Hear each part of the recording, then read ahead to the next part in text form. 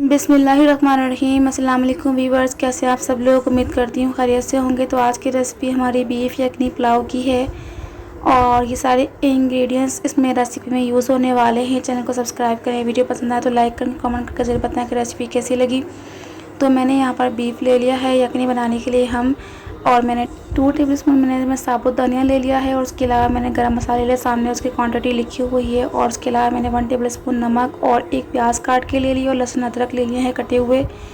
तो ये सब चीज़ें हम इसमें ऐड करके 1 लीटर पानी ऐड कर रही हूँ इसमें। इसको अच्छी तरीके से मिक्स कर लेंगे, उसके बाद से पकने के लिए रख देंगे। ठीक है, यखनी पुलाव है क्योंकि इसको अच्छी तरीके से मिक्स कर लें और चैनल को सब्सक्राइब करें। वीडियो को पसंद आया तो लाइक करें, कमेंट करके ज़रूर बताएं कि रेसिपी कैसी लगी। ठीक है, 30 मिनट के लिए कुक करने के रखेंगे और ये सारे इंग्रेडिएंट्स जो सामने रखे हैं ये बीफ पुलाव के मसाले के लिए इस्तेमाल होने वाले हैं। ठीक है, वीडियो को पूरा देखिएगा, वीडियो को मिस मत करिएगा। ये यखनी हमारी बॉयल हो रही है और वीडियो के अंदर में हदीस पाक शेयर करूँगा ताकि आपकी इस्लामी नॉलेज में इजाफा हो। तो मैंने यहाँ पर 3 से 4 टेबल स्पून ले लिया है ऑयल, कुकिंग ऑयल। और उसके बाद मैंने साबुत गरम मसाला ले लिया है। इसकी क्वांटिटी ये है कि 1 टेबल स्पून इसमें है सफ़ेद ज़ीरा और उसके अलावा 2 बड़ी इलायची और दालचीनी 2 हैं और बाकी लौंगी और काली मिर्च, जो कि इसकी सारी क्वांटिटी सामने लिखी हुई है, आप देख सकते हैं। तो इसको ऑयल के अंदर थोड़ा सा कुक करेंगे बिल्कुल लाइट सा। उसके बाद हम इसमें 2 से 3 प्याज काट के ऐड कर देंगे। आप अपनी क्वांटिटी से भी ऐड कर सकते हैं जितना आप बना रहे हैं, यानी कि 1 किलो 2 किलो जितना बना रहे हैं उतनी ही क्वांटिटी में मसाला बनेगा। ठीक है, इसको अच्छे तरीके से हम यहाँ पर फ्राई करेंगे।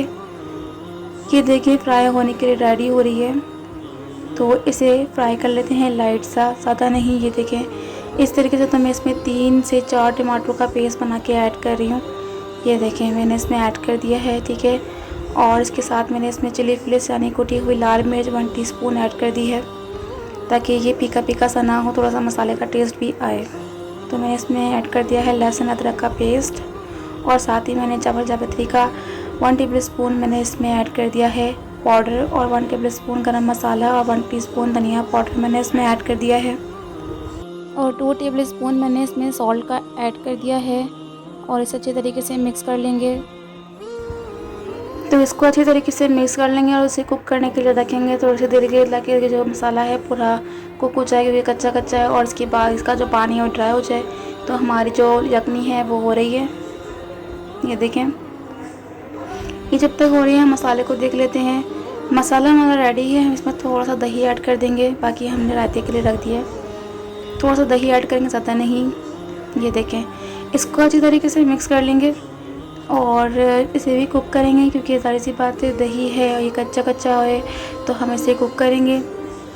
थोड़ी सी देर के लिए हम इसे कुक करेंगे ताकि ये मसाले के अंदर बिल्कुल ऐड हो जाए और ये जो डॉट है इसे ख़त्म हो जाए। ठीक है, हम इसे कुक करेंगे। ये देखिए हमने इसे कुक कर लिया है, तेल ऊपर आ चुका है, मसाला रेडी हो चुका है।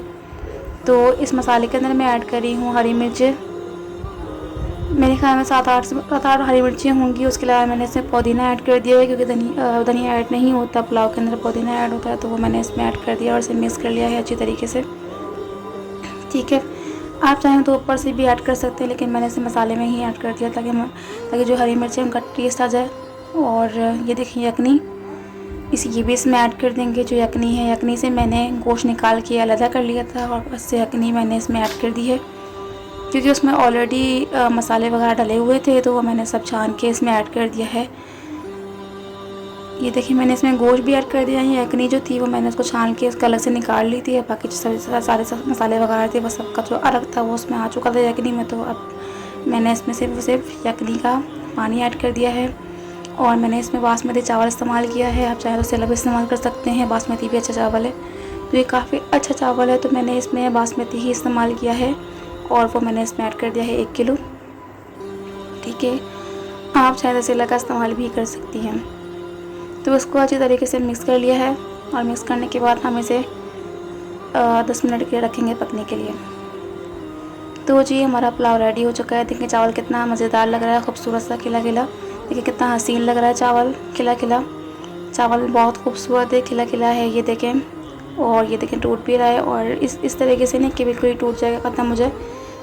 और हमारी आज की रेसिपी यखनी पुलाव की, बीफ यखनी पुलाव की रेडी है। तो आज की हदीस पाक जो मैंने आपके साथ शेयर करनी है तो वो ये है, रसूलुल्लाह सल्लल्लाहु अलैहि वसल्लम ने फरमाया, दुआ ही इबादत है। फिर नबी करीम सल्लल्लाहु अलैहि वसल्लम ने यह आयत पढ़ी, वक़ाल रब्बुकुम उदऊनी अस्तजिब लकुम, और तुम्हारे रब ने फरमाया, मुझे पुकारो, मैं तुम्हारी पुकार कबूल करूँगा। इब्न माजा 3828। वीडियो पसंद आए चैनल को सब्सक्राइब करें, वीडियो को लाइक करें, कमेंट करके ज़रूर बताएं अपनी रेसिपी कैसी लगी, और अपना बहुत ख्याल रखें, दुआ में याद रखें। इसी के साथ दें हमें इजाज़त। जज़ाकल्लाह खैर। अल्लाह हाफिज़।